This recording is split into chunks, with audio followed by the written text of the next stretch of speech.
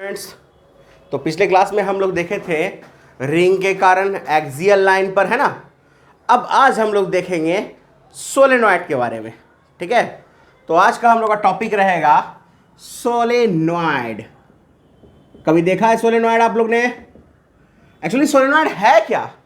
अगर आप ध्यान से उसको देखो तो बहुत सिंपल है। अगर हम उसको देखें अगर गौर से, तो एक्चुअली जो मेटालिक का स्प्रिंग होता है, जो मेटल का स्प्रिंग होता है, वही सोलेनॉइड है ना। वही सोलेनॉइड है जो मेटल का स्प्रिंग होता है। अगर आप मेटल के स्प्रिंग को देखोगे और उसमें अगर हम करंट दे दें तो क्या बन जाएगा? उसके चारों ओर मैग्नेटिक फील्ड आ जाएगा।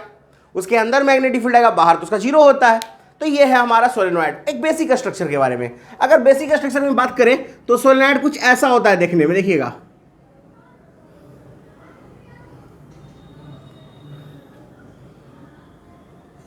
ये है सोलेनॉइड, देखा? इस तरह से। अगर इसमें तुम ध्यान से इसको देखो तो इसका एक एक जो पोर्शन है छोटा छोटा, एक रिंग की तरह बिहेव कर रहा है और एक प्लेन में कुछ इस तरह से है, देखो।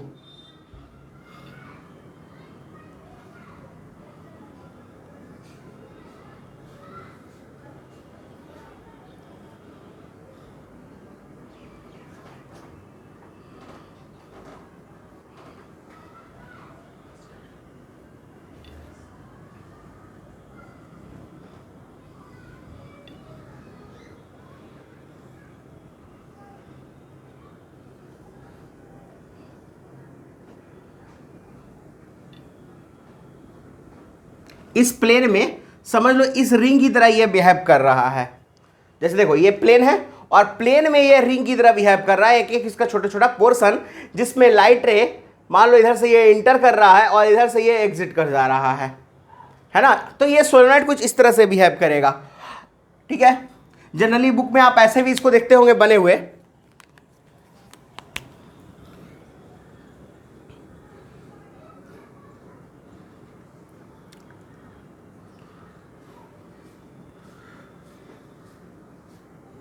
इस तरह से रहता है, ऐसे ही बना होता है किताबों में, देखे हैं आप लोग। तो सोलेनॉइड कुछ इस तरह का होता है। अब इसका हम क्या करेंगे, एक सेक्शन काटेंगे इस तरफ से, मतलब ऐसे इसका एक सेक्शन काटेंगे। मान लो अगर ये सोलेनॉइड है तो इसको इस तरह से एक सेक्शन हम लोग कट करके देखेंगे और देखते हैं ये कैसा लगता है देखने में।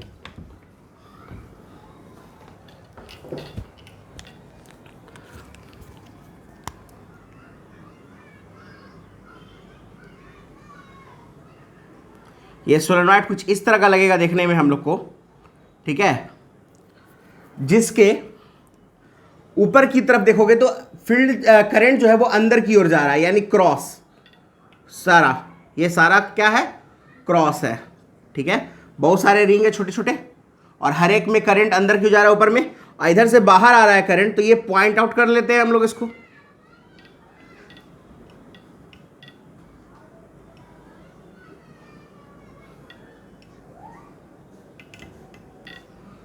ये कुछ इस तरह से रहेगा।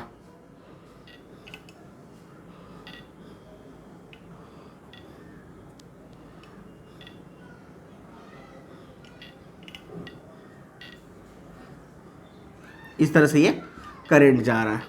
ठीक है, और हमें क्या करना है, इस सोलेनॉइड के कारण सोलेनॉइड के अंदर फील्ड फाइंड आउट करना है। सोलेनॉइड के कारण क्या करना है? फील्ड फाइंड आउट करना है सोलेनॉइड के अंदर। देखते हैं, तो इसको मिटा दे रहे हैं। ये तो देख ही लिया आपने कैसा है, प्लेन की तरह है। अब देखो फील्ड कैसे निकालेंगे हम लोग। तो मान लो ये सोलेनॉइड है जिसमें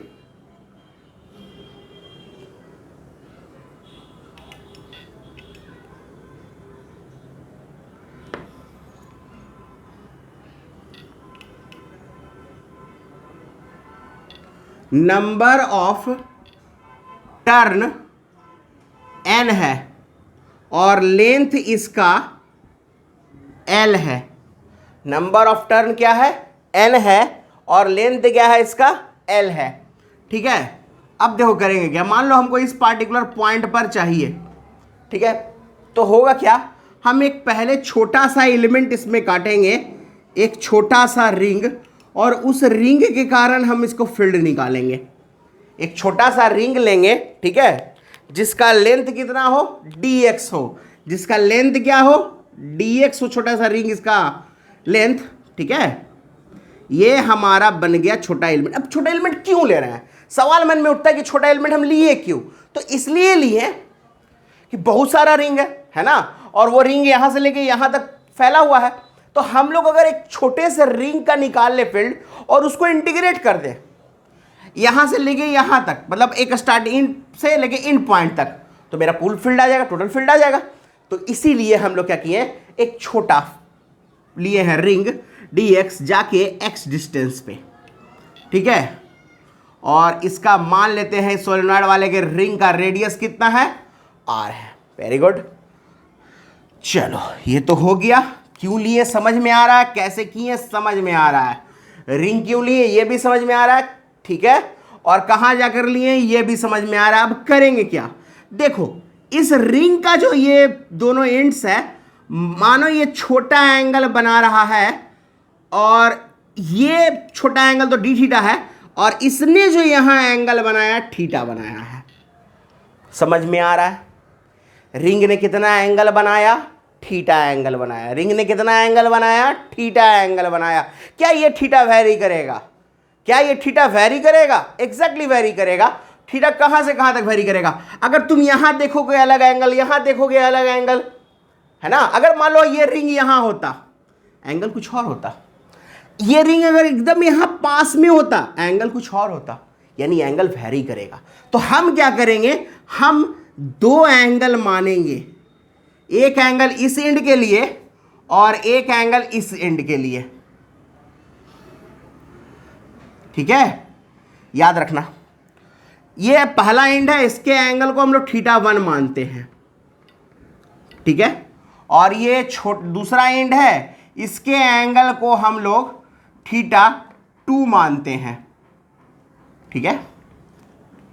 क्या मानते हैं, θ2। चलो एंगल तो मिल चुका हमको, अब एंगल से रिलेट करना है, बहुत अच्छी बात है। लेकिन पहले तो हमको इस जो छोटा एलिमेंट रिंग लिए है उसके कारण फील्ड का फॉर्मूला देखना होगा। वेरी गुड, और ये भी पहले देखना होगा कि रिंग के कारण फील्ड का फॉर्मूला क्या है और इसमें कितने लूप्स हैं। तो चलो देखते हैं। L लेंथ पर n लूप्स है, यूनिट लेंथ पे कितना हो गया n/l, तो dx लेंथ पे कितना हो जाएगा n dx/l, यानी छोटा जो नंबर ऑफ लूप बना उसे क्या कहेंगे n/l इंटू dx, और n/l को कहते हैं हम लोग number of turn per unit length, number of turn per unit length. Very good, तो चलो इसको डिनोट किससे करते हैं, इससे डिनोट करते हैं बच्चा लोग छोटा n से। किससे, छोटा n से, है ना। तो dn क्या हो गया, छोटा n इंटू dx। चलो नंबर ऑफ टर्न मिल गया। फील्ड का फॉर्मूला याद तो होगा ही आप लोग को। फील्ड का फॉर्मूला क्या था, μ0I r² by 2 into r² plus x², एक रिंग के लिए, है ना।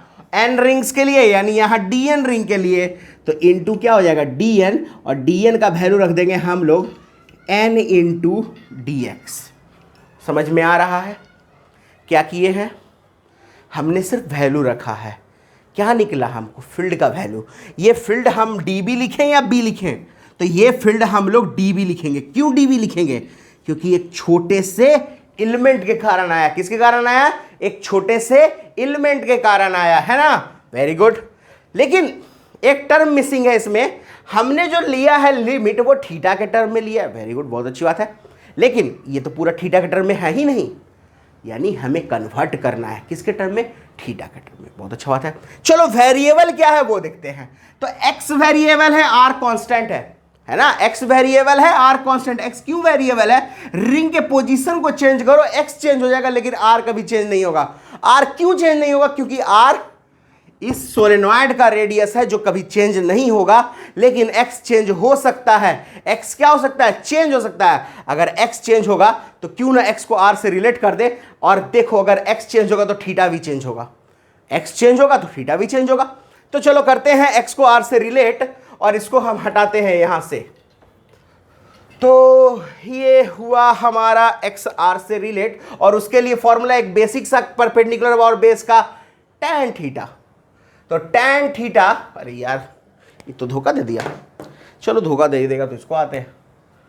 tan थीटा यानी tan थीटा हो जाएगा r अपॉन एक्स, तो x हो जाएगा r अपॉन tan थीटा, और 1/tan को हम लोग कहते हैं cot थीटा। और अगर x निकला है तो क्या हम dx नहीं निकाल सकते डिफरेंशिएट करके? कर सकते हैं। और आपने मालूम भी है कि cot का डिफरेंशिएशन cosec स्क्वायर थीटा होता है माइनस में, पढ़े हैं ना। अब सारा वैल्यू वहां रख दो सब वैल्यू, आ जाओ यहां से। तो dv कितना हो गया तुम्हारा, mu not I R square, छोटा छोटा छोटा नहीं, छोटा एन, बच्चा यहाँ छोटा एन होगा, हाँ तुम लोग ध्यान देना। dx का वैल्यू कितना, माइनस, तो चलो माइनस को बाहर रखो, r cosec स्क्वायर थीटा। अगर थोड़ा सा तुम सोचो तो तुमको ये पता चलेगा कि 2 को कुछ नहीं कर सकते तुम, यही पता चलेगा और क्या। अब देखो r स्क्वायर, अब x को क्या रखोगे, r cot थीटा, यानी r square cot square theta power 3/2। चलो जो कोई दिक्कत नहीं, इसको मिटा देंगे अभी, राहों में जो भी रोड़े आएंगे सबको हटाएंगे और उसके साथ ही हम तुम लोग को पढ़ाएंगे। ये हो गया थीटा और रिजल्ट है यहाँ माइनस, और ये हो गया हमारा, देखो आर स्क्वायर कॉमन ले लेंगे, 1 plus cot square theta, 1 plus cot square theta क्या होता है, कॉसेक स्क्वायर थीटा। तो ये हो गया हमारा, थोड़ा सा सोचे हैं हम, अगर तुम लोग साथ दो तो सही लगेगा। बोलो गलत है क्या? देखो कैसे किए, R square cosec square theta था ना, वो 2 से 2 इसका कैंसिल हो जाएगा पावर, और पावर होल क्यों आ जाएगा, क्योंकि पावर यहाँ 3 है ना। अरे ऐसा होता है ना कि एक्स स्क्वायर पे पावर 3/2 है, 2 से 2 गया, बन गया x3, समझ लो वही चीज हुआ है। तो अब देखो यहां से RQ से RQ कैंसिल, कॉसेक स्क्वायर से पूरा ये कॉसेक कैंसिल, और रिजल्ट आ गया dB का कितना, minus mu not I n by 2 sine theta into D theta. यानी इसे इंटीग्रेट करना है हमको, कहां से कहां तक, तो इनिशियल एंगल था हमारा θ1 और फाइनल एंगल था θ2। और अगर तुम ध्यान से देखो तो दोनों एंगल एंटी क्लॉकवाइज डायरेक्शन में है, ये भी एंटी क्लॉकवाइज डायरेक्शन में, ये भी एंटी क्लॉकवाइज डायरेक्शन में है। तो होगा क्या, वही होगा जो मंजूर है आपको होगा, और क्या। देखो तो b निकालने के लिए क्या करेंगे, minus mu naught N I upon 2, और इसे इंटीग्रेट करेंगे साइन थीटा को हम लोग θ1 से लेकर θ2 तक। चलो यहाँ मिटाओ, इसको नोट कर लियो, ये सबको, इसको पॉज करके वीडियो को आराम से नोट कर लेना, जहाँ कोई तकलीफ हो किसी भी तरह का कोई उसको पूछ लेना। चलो साइन का इंटीग्रेशन माइनस कॉस पढ़े हैं हम लोग, क्योंकि कॉस का इंटीग्रेशन साइन होता है और कॉस का डिफरेंस माइनस साइन था ना, हाँ भाई कुछ है। चलो तो b इक्वल्स हो गया mu naught N I upon 2 sine theta integration θ1 से θ2 तक, तो हो गया म्यू नॉट, वो माइनस माइनस प्लस कर दिए, समझ में आ रहा है ना। साइन का ओह ठीक है, साइन का कॉस होता है माइनस में इंटीग्रेशन, तो वो माइनस माइनस प्लस हो गया, ठीक है। चलो अगर नहीं समझ में आ रहा तो समझ लेना, cos θ2 माइनस cos θ1, ये रिजल्ट है हमारा, ठीक है। और याद क्या रखना है, देखो एंगल कहीं से भी दे, तुमने क्या याद रखना है कि θ1 θ2 कैसे तुम मेजर किए हो, तो तुमने याद रखना है कि तुमने θ2 ऐसे ही इधर से ही मेजर किया है, सारा इस डायरेक्शन से मेजर तुमने किया है। अगर गलती से ये एंगल दे दे, मान लो अल्फा, कुछ भी हम पता नहीं, कुछ भी अल्फा दे दे, तो θ1 क्या होगा, 180 माइनस अल्फा, ठीक है, 180 माइनस अल्फा। और वैसे ही अगर ये एंगल बीटा दे दे तो θ2 क्या हो जाएगा, 180 माइनस बीटा। मान लो ये एंगल बीटा दे दिया तो ये क्या हो जाएगा, 180 माइनस बीटा। आराम से बहुत इजी वे में कर सकते हो। θ2 की जगह क्या कर लेंगे, 180 माइनस अल्फा, θ2 की जगह 180 माइनस बीटा। तो वो एंगल देने पर डिपेंड कर रहा है, वो हम सिंपल बता रहे हैं, एंगल देने पर डिपेंड कर रहा है, नोट करो इसको।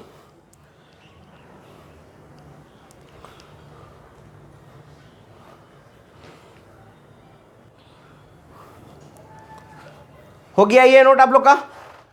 तो हमने पहले ही बोला कि एंगल किधर से मेजर करना है हम लोग को, सारा उस डायरेक्शन से। इसको मिटा दे रहे हैं, रिजल्ट याद रहेगा ना, क्या याद रहेगा result, mu naught N I upon 2 cos theta 2 minus cos theta 1। Very good. चलो, और जहां छोटा एन क्या है, number of turn per unit length. क्या बोलेंगे बच्चा लोग, number of turn per unit length. देखो एक मान लो सोलेनॉइड है, ठीक है, इस पॉइंट पी पे तुमको निकालना है फील्ड। मान लो इसमें करंट आई जा रहा है, number of turn per unit length N है, ठीक है, और ये एंगल बना है इसका 45 डिग्री, 45 डिग्री, चलो 45 डिग्री, और ये एंगल बना है 45 डिग्री, और तुमको बताना है बी का वैल्यू कितना है। बनाओ, सोचो। देखो हमने क्या बोला था कि अगर एंगल ऐसा भी रहे तो हमको कोई फर्क नहीं पड़ता, हमें करना है इस एंगल को कैलकुलेट, और ये होगा 135 डिग्री, और वैल्यू जो हमारे पास था मिल गया थीटा 1 का 135 डिग्री, थीटा 2 का जो वैल्यू मिल गया बन गया 45 डिग्री, और हमने जो देखा है बी का फॉर्मूला वो है mu naught N I by 2 cos theta 2 minus cos theta 1। अब रखेंगे 45 और 135 का वैल्यू, और आंसर आ जाएगा हमारा कॉस 45 कितना होता है, तो 1/√2। Very good. कॉस 135 कितना होता है, तो -1/√2। Very good. तो माइनस माइनस हो जाएगा प्लस, और हो जाएगा 2/√2। रिजल्ट आ जाएगा आपका √2, फिर √2 से ये 2 कर जाएगा √2 टाइम में, रिजल्ट आ जाएगा mu naught N I by √2। Solve it and get it.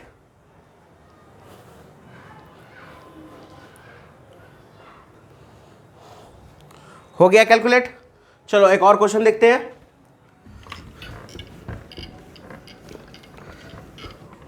देखो मान लो ये सोलेनॉइड है और तुमने इस पॉइंट पे कैलकुलेट करना है, ठीक है।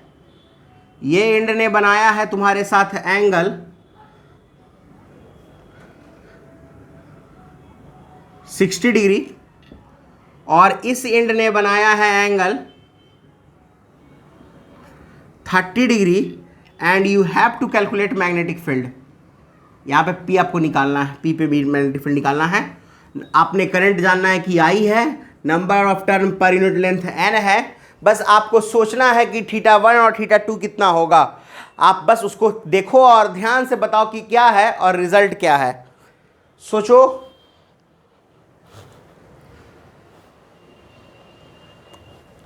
चलो सोच लिए। देखो हमने क्या बोला था वो कि थीटा किधर से कैलकुलेट करना है, हमेशा हमको थीटा हमेशा इस तरफ से कैलकुलेट करना है। किधर से, इस तरफ से कैलकुलेट करना है। Very good. तो चलो यहां से करते हैं कैलकुलेट, और पहला एंगल बन गया मेरा 120 डिग्री, और दूसरा एंगल बन गया हमारा 150 डिग्री। तो चलो बन गया मेरा थीटा 1 150 और थीटा 2 120 डिग्री। क्या कैलकुलेट नहीं हो सकता? हो सकता है ना। दोनों के वैल्यू को रखना है हमको किसमें, बी के फॉर्मूले में। बी का फॉर्मूला क्या, mu naught N I, B का फॉर्मूला क्या है हमारा, mu naught N I upon 2, और ये रिजल्ट हो जाएगा तुम्हारा कितना, कॉस था हमारा थीटा 2 माइनस कॉस थीटा 1। जाहिर बात है कि दोनों सेकंड क्वाड्रेंट में है तो आपको दोनों का वैल्यू निगेटिव में ही आएगा, है ना। इसका वैल्यू कितना आएगा, माइनस साइन 60, और इसका वैल्यू कितना आएगा, माइनस साइन 30, है ना। -1/2 और -√3/2। रखो इसको, आंसर सॉल्व करो। कर लोगे तो आप लोग कर लोगे इसको कैलकुलेट। अब हम चलते हैं इसके कुछ स्पेशल केसेज में।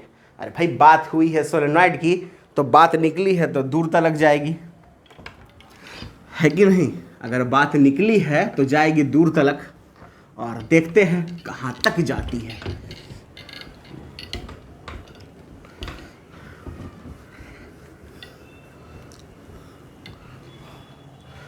चलो ठीक है, आओ अब आराम से। इसमें क्या बोल रहे थे बाबू? हाँ, कि कुछ बात निकली तो दूर तक जाएगी। चलो ठीक है, ये पॉइंट मेरा था P, और यहां से हमने ये एंगल मेजर किया था θ2, याद तो होगा ही आपको, है ना, θ2, और ये एंगल मेजर किया था हमने θ1। अब हम इसमें एक केस ले रहे हैं कि for infinite solenoid, infinite solenoid के लिए क्या होगा। अगर हमने इनफाइनाइट सोलेनॉइड की बात की तो क्या होगा, ठीक है। चलो देखते हैं इनफाइनाइट सोलेनॉइड के लिए क्या कर सकते हैं हम लोग। बहुत सिंपल, अगर तुम ध्यान से देखो तो इनफाइनाइट किसको कहते हैं? जिसका लेंथ एकदम बड़ा कर दे। लेंथ क्या कर दे? बड़ा कर दे। यानी ये इधर से जाएगा इनफाइनाइट तक, ये इधर से जाएगा इनफाइनाइट तक। सो जरा फील करो, थोड़ा हम लेंथ यहां तक बढ़ाते हैं, एंगल और छोटा हुआ, है ना, और लेंथ बढ़ाया हमने, एंगल और छोटा हो रहा है। सोचो इनफाइनाइट होगा तो और एकदम छोटा हो जाएगा। कितना? 0 डिग्री। समझ में आ रहा है बात? वैसे ही अगर हम इधर लेंथ बढ़ाते तो ये एंगल बनता मेरा और बड़ा, यानी ये टेंड्स टू होता किधर? 180 डिग्री की तरफ, है ना। तो θ1 बन जाता 180 डिग्री, और रिजल्ट रखते हैं μ0 ni/2 कॉस, क्या था, θ2 माइनस कॉस θ1, यानी μ0 ni/2 रिजल्ट हो जाता cos 0 degree minus cos 180 degree. Cos 0 होता है -1 और कॉस 80 180 कितना होता है? -1। कॉस 0 1 होता है 1 और कॉस 180 तो -1, माइनस माइनस प्लस, और 2 से 2 कैंसिल, रिजल्ट आ जाएगा μ0 ni, और ये हो गया V का रिजल्ट। नोट कर लो। किस सोलेनॉइड के लिए? ये हुआ इनफाइनाइट सोलेनॉइड के लिए। अब जरा फील करो इस चीज को कि बहुत छोटा होता रेडियस, बहुत छोटा होता रेडियस, और लेंथ बहुत होता बड़ा, तो भी ये एंगल ऑलमोस्ट तुम्हारा 0 डिग्री बनता ना। तो यानी ये सोचो, इसको छोटा करते जाते, इसको छोटा करते जाते, इसको छोटा करते जाते हैं, तो यहां से तुम अगर एंगल बनाओ इसको, इस पॉइंट से एकदम छोटा देखो एंगल बन रहा है ना। तो कहने का मतलब ये पूरा केस अप्लीकेबल है कब? एक और केस में, जब रेडियस बहुत छोटा हो। किससे? लेंथ से। तो जो तुम्हारे पास डेटा गिवन रहेगा क्वेश्चन में, उसके हिसाब से अगर ये पता चल रहा है कि रेडियस बहुत छोटा है, किससे? लेंथ से, हम अप्लाई करेंगे डायरेक्ट फॉर्मूला V = μ0 ni, कहीं भी, एनीवेयर, पूरे सोलेनॉइड में कहीं पर भी, पूरे सोलेनॉइड में कहीं पर भी। बस एक चीज छोड़ देना, इंड पर का, क्योंकि इंड का रिजल्ट हम लिखा रहे हैं, पहले इसको नोट करो।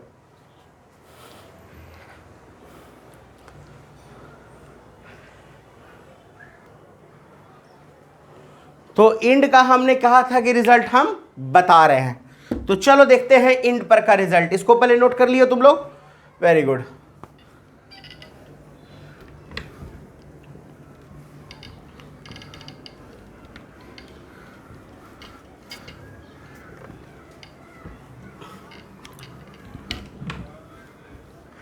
तो एट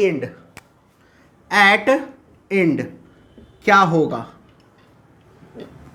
तुमने लिया एक छोटा सा, बड़ा सा, अच्छा सा सोलेनॉइड, और हमने कैलकुलेट करना है इस पॉइंट P पे, जो कि पार्टिकुलर उसके एंड पे है ना, जो कि पार्टिकुलर क्या है, उसके एंड पे है। और हम देखते हैं कि वहाँ पर क्या होगा। बस हमें करना क्या है, θ1 और θ2 का वैल्यू निकालना है ना, θ1 और θ2 का वैल्यू निकालना है।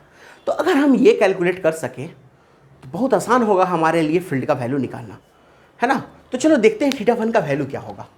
अगर तुम ध्यान से देखो तो θ1 हमारा जो था इस पॉइंट पे, अगर ये, तो ये एंगल लेते थे हम लोग।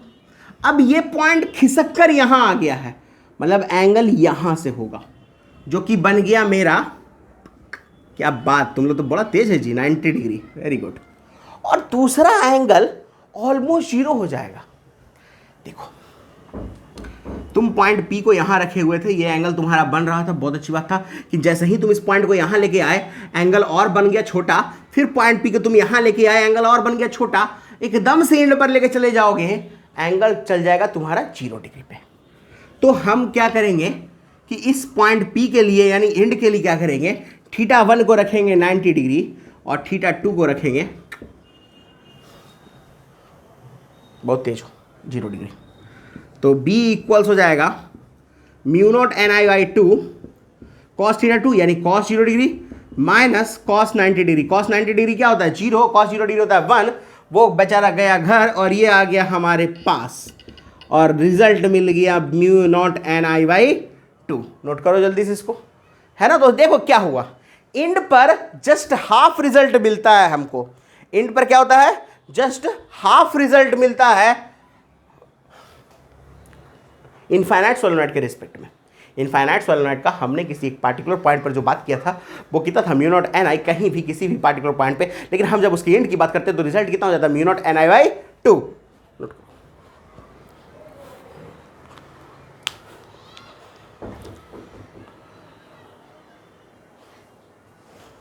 ठीक है।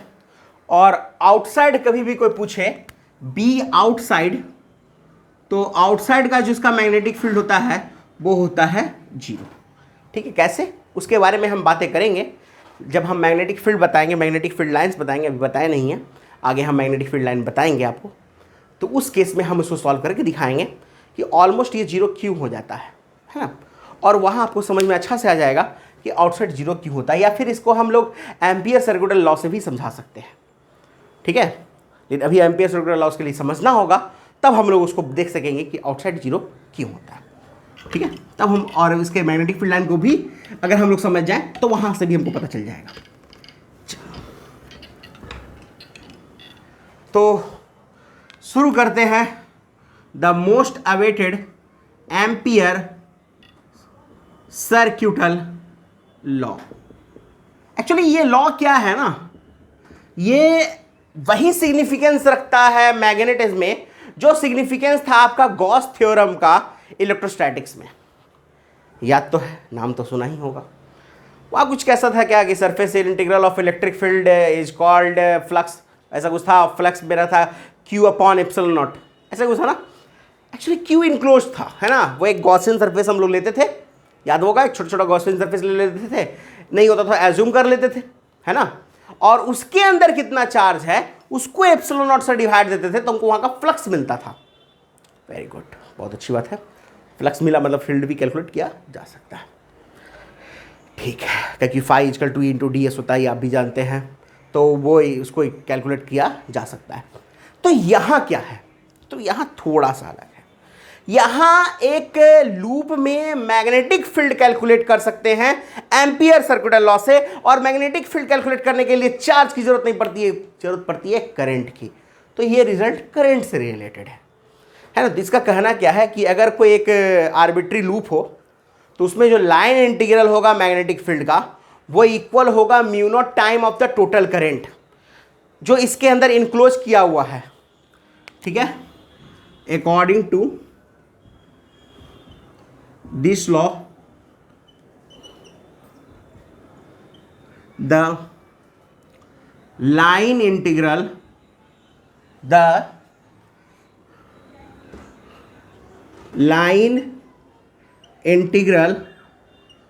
of magnetic field is equal to the μ0 time of total current passing through any arbitrary loop, है ना। ये हो जाएगा BDL का इंटीग्रेशन इक्वल्स μ0 I इनक्लोज्ड। इसको लिखिए तो जल्दी से।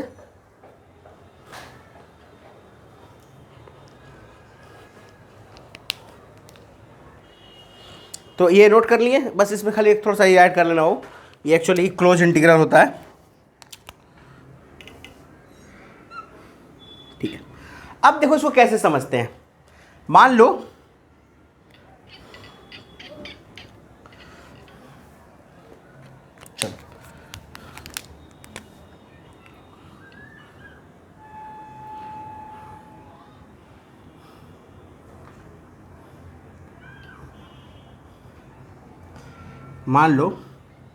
ये एक छोटा सा टेबल टाइप है और इस पे एक आर्बिट्री लूप है। ठीक है, ठीक है। अब देखो इसमें मान लो ऐसे एक करंट आ रही है। मान लो ये एक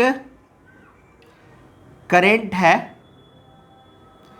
ठीक है, जो ऐसे जा रही है। ठीक है, पहला करंट कैरिंग वायर I1।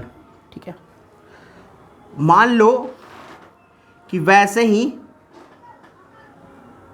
एक करंट और आ रही है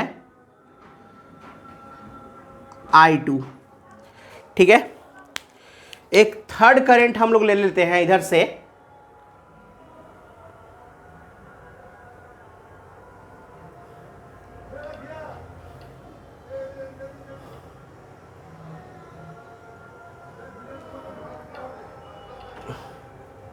I3। ठीक है, और एक करंट ऐसे लेते हैं हम लोग इस तरफ से,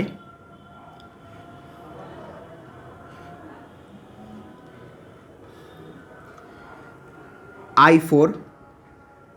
ठीक है, तो कुल मिला के चार करंट आपको यहां दिख रहा है। ठीक है, अब सबसे बड़ी बात यह है कि कौन से करंट को लिया जाए, कौन से करंट को हम इसमें लेंगे, है ना। थोड़ा हमको ये समझना होगा कौन सा करंट यहां आएगा फॉर्मूले में, कौन सा नहीं आएगा। तो सबसे पहले ये देखो कि कौन इस क्लोज लूप में नहीं है। और एक क्लोज लूप भी मानने का एक तरीका है, कोई एक पार्टिकुलर डायरेक्शन में ले लेना। ठीक है, जैसे हमने यहाँ पे एंटी क्लॉकवाइज लिया, एंटी क्लॉकवाइज फील्ड लिया। ठीक है, अब रहा बात कि कौन सा करंट हम लेंगे और कौन सा करंट नहीं लेंगे, है ना। तो हम जो करंट इस लूप से बाहर है उससे हमको कोई मतलब नहीं, जो लूप से बाहर है हमको उससे कोई मतलब नहीं है, मतलब ये बेचारा गया घर। अब बचा हमारे पास तीन करंट I1, I2 और I4। I1, I2 out of the plane है तो वो पॉजिटिव हो जाएगा। ठीक है, और I4 इनसाइड द प्लेन है तो वो मेरा निगेटिव हो जाएगा। तो रिजल्ट देखो क्या लिखाएगा यहाँ पे, रिजल्ट ये लिखाएगा इसका कि इंटीग्रेशन BDL, ठीक है, इक्वल्स म्यू नॉट, पॉजिटिव में I1 plus I2 minus I4। I3 क्यों हटाया हमने, क्योंकि वो उस लूप में नहीं था। तो ये आपको नोट करना होगा, ये आपका रिजल्ट है। ठीक है, ये आपका रिजल्ट है, इसको याद रखना होगा कि कैसे आया, और ये आप डायग्राम को समझ लो, ज़्यादा अच्छा रहेगा आपके लिए।